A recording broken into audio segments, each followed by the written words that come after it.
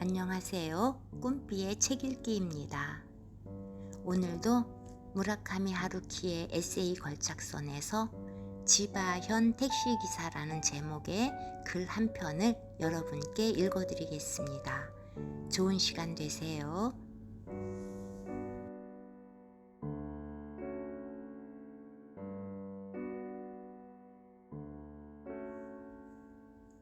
지바현 택시기사.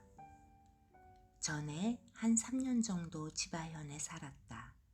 사정이 있어 지바로 이사했다가 또 사정이 있어 지바를 떠났다. 어떤 고장이든 마찬가지지만 그곳에서는 갖가지 재미나는 일이 있었고 또 불쾌한 일도 있었다. 하지만 꽤 오래전 일이라서 이제는 좋았던 일도 싫었던 일도 대부분 다 잊었다. 그것이 바로 이사의 좋은 점이다. 많은 것을 잊을 수 있다는 것. 같은 곳에 계속 살다 보면 잊고 싶어도 잊을 수 없는 일들이 점점 쌓여간다. 아무튼 지바에 살던 때의 이야기. 우리 집은 스다누마 전철역에서 택시를 타면 요금이 1200엔 정도 나오는 거리였다. 원래는 다시 전철을 갈아타거나 버스를 타야 하는데 그러기가 몹시 귀찮아 대개 택시를 탔다. 볼 일이 있어 우리 집에 찾아오는 편집자들도 모두 택시를 타고 왔다. 돌아갈 때에도 택시를 불렀다. 저기요, 무라카미 씨. 아까 택시 타고 오면서 든 생각인데 이북은 택시기사는 도쿄의 택시기사들과 얼굴 생김새가 전혀 다르던데요. 한 편집자가 감탄스럽다는 듯이 내게 말했다. 뭐랄까, 그야말로 딱 시골 택시기사 같은 인상이더라고요. 그런 말을 듣고 보니 그런가 싶기도 했다.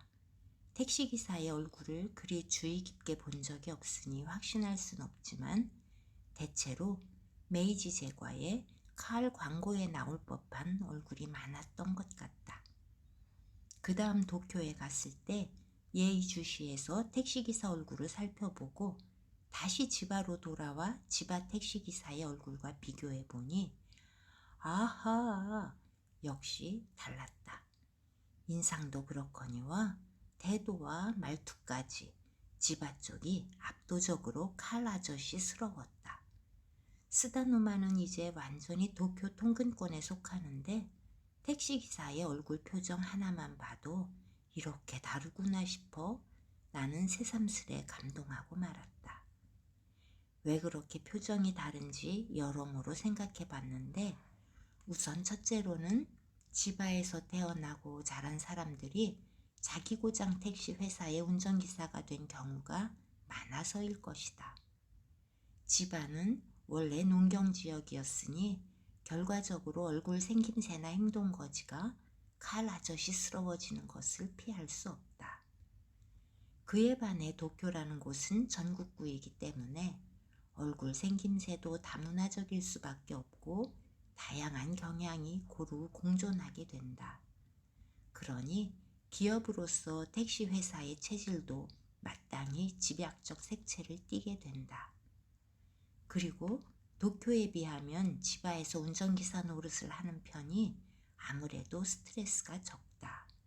그러니 운전기사도 신경질적으로 까칠하게 굴지 않는다. 아주 느긋한 편이다. 그래서 표정 또한 자연스레 느긋해지는 거라고 생각한다. 요컨대 두 번째 요인이 첫 번째 요인을 보강하고 강화하는 셈이다. 좀 더 먼 시골로 가면 이 경향이 압도적으로 두드러질 테지만 스다누마 언저리에서도 충분히 그런 분위기를 음미할 수 있다. 내 경험으로 말하는데 지바의 택시기사는 도쿄의 기사에 비해 손님에게 말을 참 잘 건다. 말을 거는 기사가 말을 걸지 않는 기사보다 많을 듯한 정도다. 나는 처음 보는 사람과 얘기하는데 서투른데 예외로 택시기사와 얘기하는 것은 싫지 않다. 어차피 내리고 나면 끝나는 관계이니 부담이 없고 게다가 택시기사가 하는 얘기 중에는 흥미로운 것이 많기 때문이다. 그들은 실로 많은 것을 알고 있다. 저 건널목 앞에 소나무가 있는 커다란 집 보이죠? 이 부근 일대 땅 주인의 집인데 아들이 7년 전에 여자를 죽이고 다테야마 앞바다에 버렸다는 거 아닙니까? 이런 식의 지역 정보에 유난히 밝다. 도쿄의 운전기사에 비해 여기저기로 거처를 옮기는 일이 적고 오래도록 한 곳에서 일한 사람이 대부분이라 저절로 지역 사정에 통달하게 되는 것이다. 우리 집 근처 비교적 근자에 조성된 아담한 분양주택지를 달리고 있는데 운전기사가 불쑥 이런 말을 꺼냈다. 대지진이 발생하면 이 부근 집들은 폭삭 다 쓰러질 겁니다. 무슨 소리인가 싶어 물어보니 그 부근 땅은 지하수가 많고 집안이 물러서 주민들도 오래전부터 손대지 않고 내버려 두었는데 몇 년 전 토지개발업자가 한꺼번에 사들인 후에 분양주택을 지어 되팔았다는 모양이다. 모르고 산 사람들만 딱하게 되었죠. 그는 그렇게 말했다. 물론 사실인지 아닌지 확증은 없지만 충분히 그럴 법한 얘기고 만약 사실이라면 끔찍한 일이다. 앞으로 땅을 살 계획이 있는 분들은 그 지역 택시를 타고 정보를 입수한 후에 실천에 옮기는 것이 좋을 듯하다. 아무것도 모르고 사연 있는 땅을 샀다가 지진이 나서 집이 폭삭 내려앉거나 밤마다 피투성이 여자 유령이 복도를 어슬렁거린다면 아무래도 곤란하지 않을까 싶다. 그리고 또한 운전기사는 살인범을 태운 적이 있다는 얘기를 내게 해주었다. 단 살인을 저지른 후에 살인범이 아니라 살인을 저지르기 전에 살인범이다. 따라서 그 택시에 탔을 당시 설명하기가 복잡하지만 언젠가 살인범이 될 운명을 짊어진 보통 사람이었다. 운전기사는 살인범이 되기 전 보통 사람이었던 살인범을 택시에 태웠고 몇 달 후 그 얼굴을 텔레비전 뉴스에서 볼 때까지 줄곧 기억하고 있었던 것이다.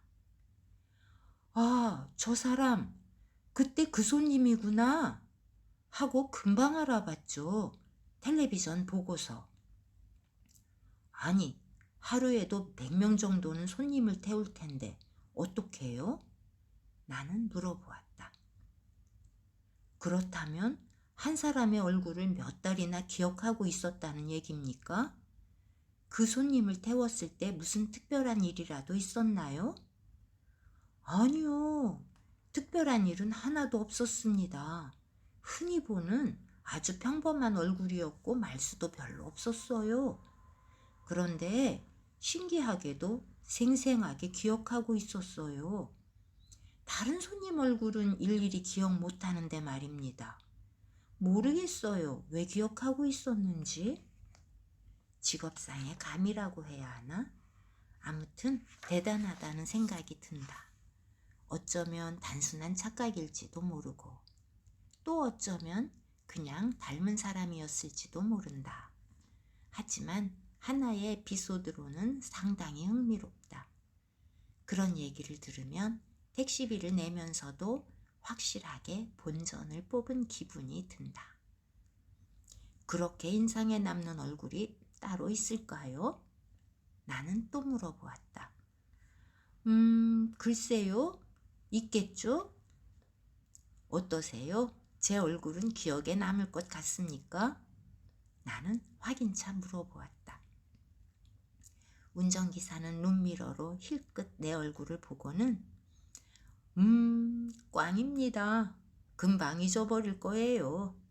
그러니까 손님은 나쁜 짓을 못할 겁니다.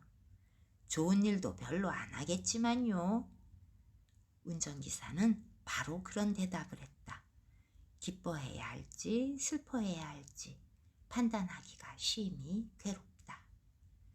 그리고 손님의 정체를 요모조모 궁금해하는 것도 지바 택시기사들의 습성이다. 아무튼 시시콜콜 캐묻기를 좋아한다. 손님, 무슨 장사를 하시는데요? 뭐 이런 질문은 흔히 들었다. 그 무렵 나는 대학교 정문 바로 근처에 살았기 때문에 35 나이에도 종종 대학생으로 오인을 받았다. 청바지와 트레이너 같은 것을 즐겨 입었던 탓도 있다. 겨울방학에 택시를 타면 이런 소리를 곧잘 들었다. 설날에 고향에 안 내려가나? 부모님이 섭섭해 하실 텐데. 지바의 택시기사 중에는 설날이니 추석이니 하는 날을 중시하는 사람이 비교적 많다. 설명하기 귀찮아 일하느라 바빠서 못 갑니다 라고 대답했더니 아, 그런가? 일하면서 공부하느라 고생이 많군 하며 진심으로 동정했다. 도쿄에서는 이런 일이 별로 없는데.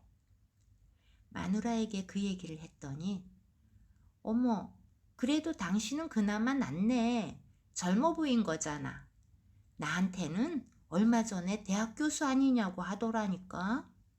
란다. 택시를 타고 같은 장소에 내렸는데도 나와 마누라를 보는 운전기사들의 눈에는 큰 차이가 있는 모양이다. 우리 집에 원고를 받으러 온 한 여자 편집자는 술집 호스티스로 오해받기도 했다. 상당한 멋쟁이인 그녀는 그때도 시크한 검은색 원피스를 입고 있었는데 단지 그 이유만으로 택시기사가 술집 호스티스로 오해한 것이다. 지바에 올 때는 집을 나서기 전에 신중하게 생각하고서 적합한 차림을 하고 와야 할 것 같다. 아니, 대체 술집 호스티스가 이런 대낮에 왜 지바에서 택시를 타겠어요? 그녀는 그렇게 말하며 어이없어 했는데 물론 옳은 말이다. 그녀는 돌아가는 택시 안에서도 가엾게 아가씨, 농가의 며느리로 오는 건 싫나? 농사가 싫은 거로군. 그렇게 도시가 좋은가? 하며 기사에게 끈질기게 설득을 당했다고 한다. 전화로 울먹이며 저 이제 무라카미 씨 댁에 찾아뵙고 싶지 않아요. 라고 할 정도였다. 정말이지 너무도 시골스러운 얘기다. 그나저나 지바의 택시기사들은 디즈니랜드를 대주라고 한다. 무전기에서 몇 번이나 대주 방향 없습니까? 라거나 지금 대주로 갑니다 라는 소리가 들려서 나는 지바 어딘가에 대주라는 기묘한 이름의 동네가 있나 보다고 착각했다. 어느 날 문득 생각이 나서 물어보았더니 손님 그걸 모르십니까? 대주하면 당연히 디즈니랜드죠 라며 슬쩍 바보 취급을 했다. 이런 꾸밈없는 급진주의도 도쿄 택시업계에서는 그다지 찾아볼 수 없는 현상 중 하나일 것이다.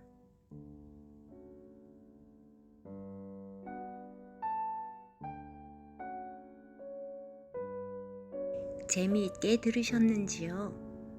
5번째 글 읽기를 올리면서 제 목소리는 여러분께 어떻게 들려질까? 좀 궁금해졌습니다. 개선할 부분이 있으면 댓글에 올려주세요. 좀 더 가다듬어 보겠습니다. 요즘 저는 유튜브 책 읽기 하면서 위트 있으면서 속 깊은 무라카미님의 글들에 다시 매료되고 있는데요. 앞으로 몇 편 더 무라카미 하루키의 에세이를 읽어보겠습니다. 구독자님들 계속 방문해 주시면 저에게 큰 기쁨이 되겠습니다. 찬 계절에 감기 조심하시고요. 안녕히 계세요.